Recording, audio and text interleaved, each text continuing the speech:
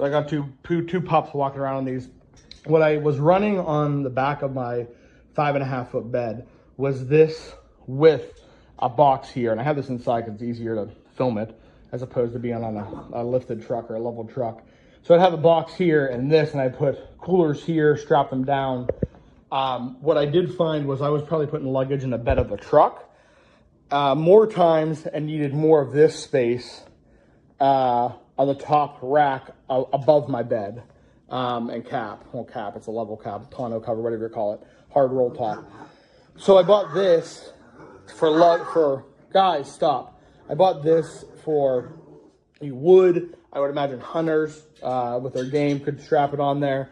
It did come with a bungee bag, and then it's this type of strapping. So, and this is pretty standard. I guess this spacing, which looks to be 1, 2, 3, about 4 inches, fits on that as well.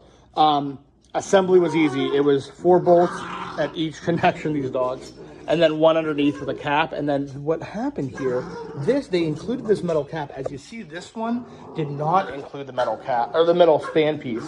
So it makes it look solid, which I like more. These, I was afraid that originally that they were just going to be threaded in there. Hey! Threaded in there. They're welded on, which I very much like. And then it did include ratchet straps, and then obviously 4 different prongs. And then these are to connect the, to hook up underneath and connect, if you didn't want to connect to the eyelets, any straps or cargo nets, which is really nice. The one thing that I did notice from end to end, and I have it magnetized there, it is a little longer than 69 inches, but it'll fit on the back of my cab perfectly, which I really like. The other note is, again, just including these spanner pieces. So that's where the connection is. There's two bolts on the top, 1 bolt on the bottom.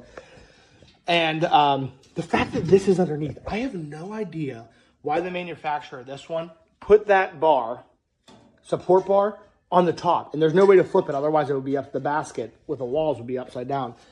Very well thought out that this is on the bottom, so you have a flat surface to work on. When I put coolers in there, they're teetering on that.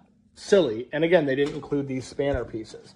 All in all, really easy to put together. They did include some anti-rust lubricant, which I put on the screws, and then just a little bit in these pieces.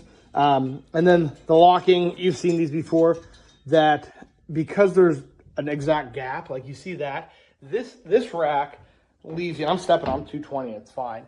This rack, you can only hit this, and this. This is not an option, and that's not an option, which really drives me nuts. Because these are exactly spaced, this connection piece bracket can be put anywhere, which is great. And all it is that snaps on the back. This goes on the bottom, right here, and then you lock your bar into it. So all in all, really awesome. Happy that it's welded. Nice that they included the anti-rust, and then also the fact that this is a connection piece here, and then also it's not on the top. No idea why that's like that. It's silly.